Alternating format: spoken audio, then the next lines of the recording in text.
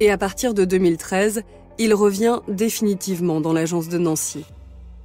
Après 3 ans de chômage, hors de question de revoir ses exigences à la baisse, il ne veut pas descendre en dessous de ses prétentions salariales ni de ses compétences. Il exige 40 000 € minimum de salaire annuel pour un temps complet en CDI entre 35 et 39 heures. En revanche, il ne veut plus se déplacer à plus de 20 km. Hervé Gerby, l'avocat des sœurs de Patricia Pasquion, estime qu'il signe alors son propre échec.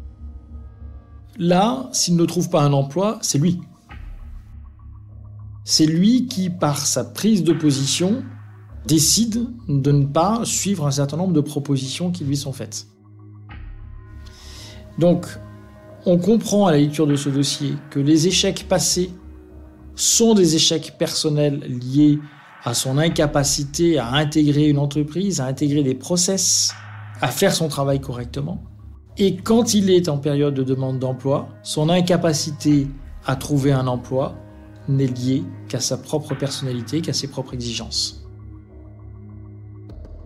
Donc en réalité, on ne peut pas regarder ce dossier que sous le prisme d'une recherche de responsabilité autre des malheurs, entre guillemets, de Gabriel Fortin, qui auraient été la cause d'autres comportements. Il est le responsable aussi de son parcours et de son histoire.